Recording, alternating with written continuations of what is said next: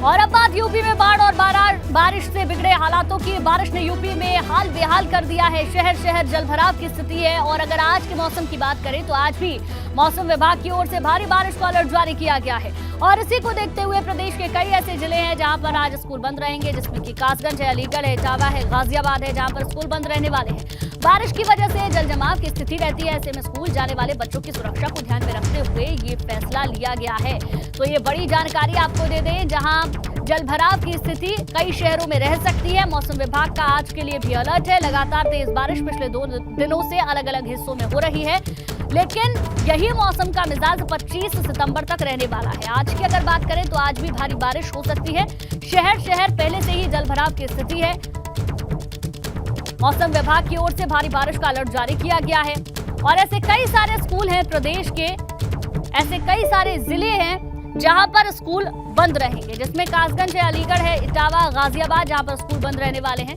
बारिश की वजह से जल जमाव की स्थिति रहती है। ऐसे में स्कूल जाने वाले बच्चों की सुरक्षा को ध्यान में रखते हुए ये फैसला लिया गया है।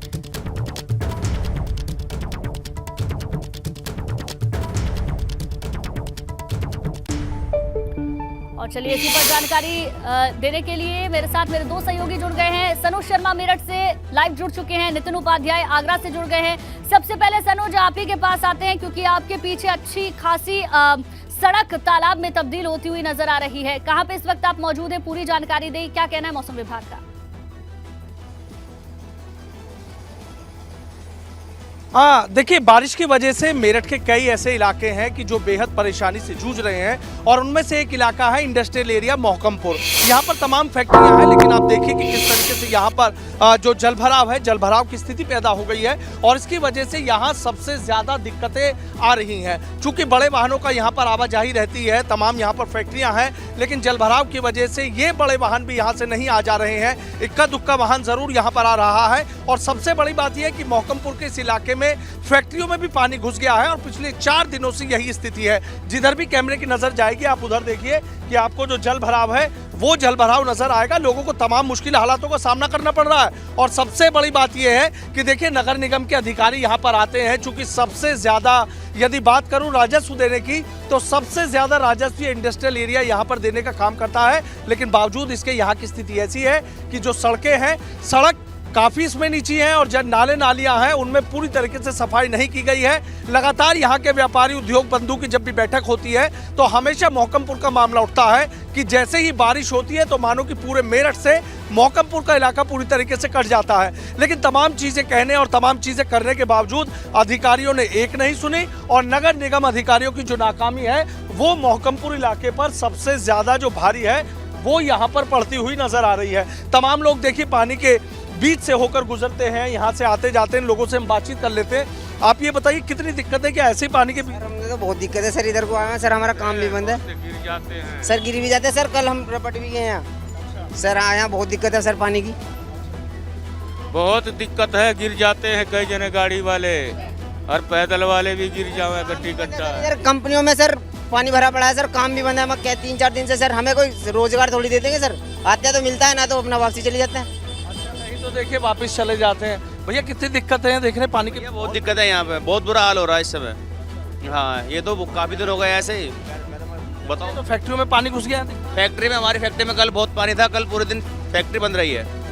हाँ जी, यहाँ जब बारिश होती है ऐसे ही हो जाता है? ऐसे ही होता है भैया, ऐसे ही रहता है यहाँ पे। तो क्या बता रहे थे आप, बताइए। सर नगर निगम वाले सर सुनते ही नहीं सर। वहाँ पे सर उसकी तो वीडियो बना रहे हैं, नाले की सर, पानी की वीडियो नहीं बना रहे। आके क्या पानी की दिखाओ ना, क्या सर कितने पानी में निकल रहे, कितनी परेशानी हो रही पब्लिक को सर आने जाने में।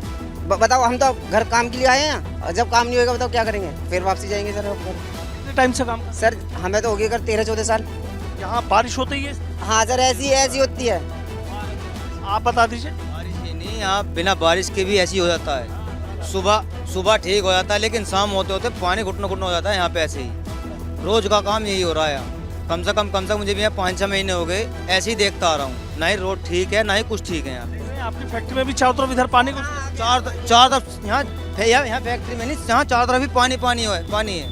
यही नहीं है, यहाँ चारों तरफ पानी। फैक्ट्री में दिखाता हूँ आपको पानी कितना भर रहा है। देखो पानी भरा, कम से कम 1-1.5 फुट पानी है। देखिए 1-1.5 फीट फैक्ट्री में पानी भरा हुआ है। और तमाम इस इलाके में फैक्ट्री में जो काम करने वाले लोग हैं वो यही लोग हैं जो इसी रास्ते से गुजरते हैं। और सबसे बड़ी बात यह है कि यहाँ जब बारिश होती है तो इसी तरीके के हालात बन जाते हैं। नगर निगम की जो नाकामी है वो इस इलाके पर भारी पड़ रही है। आप देखिए कि पूरा ये इंडस्ट्रियल एरिया है मोहकमपुर, करोड़ों रुपए का यहाँ से राजस्व जाता है, लेकिन बावजूद इसके यहाँ के इस इलाके के लिए सोचा नहीं जाता। आप ये देखिए कि मैं खड़ा हूँ, बारिश पिछले कुछ घंटों से बंद जरूर है, लेकिन बावजूद इसके यहाँ पर स्थिति देख लीजिए कि पूरा इलाका तालाब में तब्दील नजर आ रहा है। और ये मेन रोड है, इसी मेन रोड से होते हुए ये लोग अपना रोजगार करते हैं, ये फैक्ट्री में काम करने वाले मजदूर। और इंडस्ट्रियल एरिया की अगर ये हालत है तो अंदाजा लगाया जा सकता है कि मेरठ के बाकी हिस्सों के क्या हाल होंगे। ठीक है, लौटूंगी आपके पास। नितिन का रुख करते हैं, आगरा से हमारे साथ लाइव बने हुए हैं। नितिन, आगरा में कल कुछ स्कूलों को बंद किया गया था और आज भी अलर्ट जारी किया गया है, क्या स्थिति है वहाँ पर बारिश की? क्या वहाँ पर भी मेरठ जैसा ही हाल है? देखिए, बिल्कुल बहुत ज़्यादा स्थिति खराब है। आगरा में आज भी कहा जाए नर्सरी से लेकर 12वीं तक के जितने भी प्राइमरी स्कूल हैं, सभी प्राइमरी स्कूल बंद हैं। कल संडे है, ऐसे में 26 तारीख को खुलेंगे। देखिए तस्वीरें मैं आपको दिखाना चाह रहा हूँ कि किस तरीके से वाटर लॉगिंग हो रखी हुई है। और ये पूरा जो जल भराव है, आज जहाँ मैं खड़ा हुआ हूँ, कल यहाँ कमर से ऊपर तक पानी था, लेकिन अभी भी काफ़ी ज़्यादा यहाँ पानी देखने को मिल रहा है। और ये शहर में जगह जगह ऐसी ही स्थिति है। हालांकि कई जगह ड्रेनेज सिस्टम ठीक है तो वहाँ पानी वाटर लॉगिंग हुई है, लेकिन थोड़े घंटों में वहाँ पानी निकल गया। देखिए इसके साइड इफेक्ट भी मैं दिखाना चाहता हूँ। जहाँ मैं खड़ा हुआ हूँ यहाँ से ही यमुना एक्सप्रेसवे और आगरा लखनऊ एक्सप्रेसवे का यहाँ से ही कहा जाए कनेक्टिंग मार्ग है आगरा में।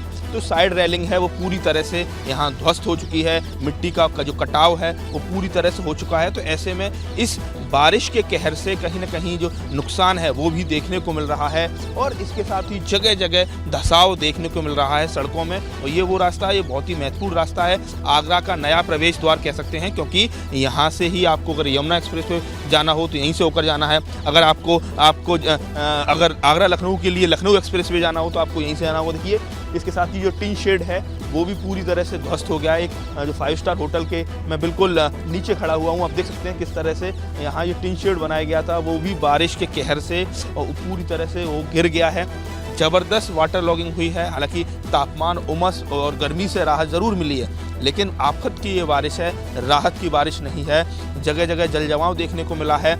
और कल हमने जिस तरह से दिखाया था कि नगला रामबख्श में कमर तक पानी भरा हुआ है, प्राइमरी स्कूल में वहाँ सब स्टेशन है वहाँ भरा हुआ है। हमने वहाँ जाकर लोगों के दर्द को दिखाया, किस तरीके से क्लासरूम में पानी भरा हुआ है। मिड डे मील का जो खाद्यान्न है वो पूरी तरह से बर्बाद हो चुका है। आप समझ सकते हैं कि आगरा और आगरा के आसपास ब्रज क्षेत्र में कल शाम तक 8 मौतें रिकॉर्ड हुई हैं, यानी 8 लोगों की मौत इस अतिवृष्टि और इस भारी बारिश की वजह से जो मौत हुई है, जिसमें आपके ब्रज क्षेत्र का कासगंज है, एटा है, आगरा है में 1 मौत हुई है, फिरोजाबाद में मौत हुई है। तो आप समझ सकते हैं कि जो जोरदार बारिश हुई है उससे कहीं न कहीं जान और माल दोनों की हानि देखने को मिली है। तो क्या मौत का आंकड़ा कुछ बड़ा है, इसको लेकर कोई अपडेट है? देखिए मौत का आंकड़ा जो बात की जाए 16 पूरे उत्तर प्रदेश का, ब्रज क्षेत्र में 8 मौतें सरकारी आंकड़ों के मुताबिक है। हो सकता है कि ये आंकड़ा और भी बढ़े।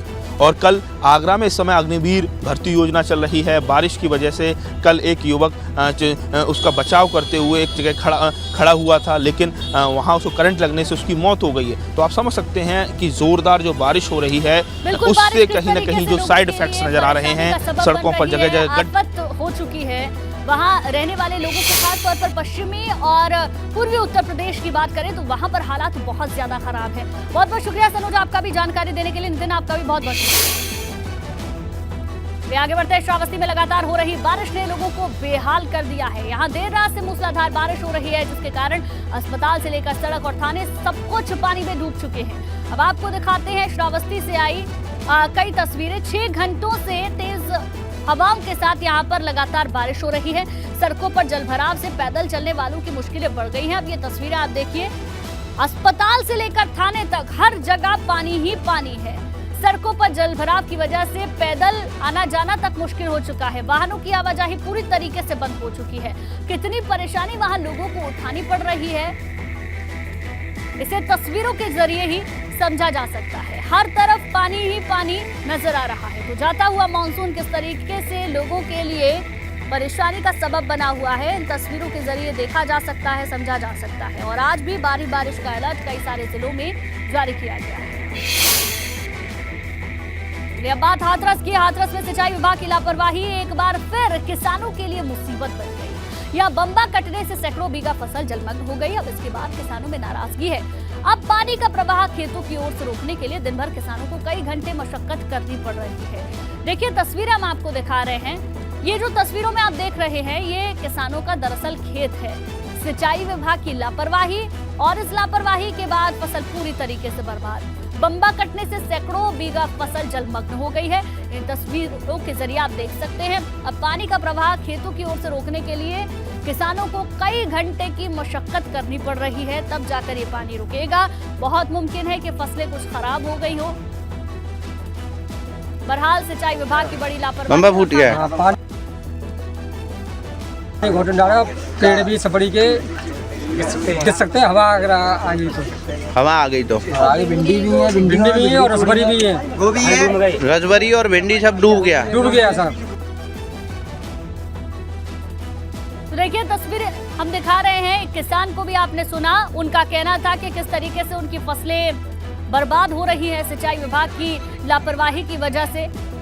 पूरी फसल जलमग्न हो चुकी है। अब कड़ी मशक्कत के बाद इस पानी को किसान निकालने की जुगत में लगा हुआ है।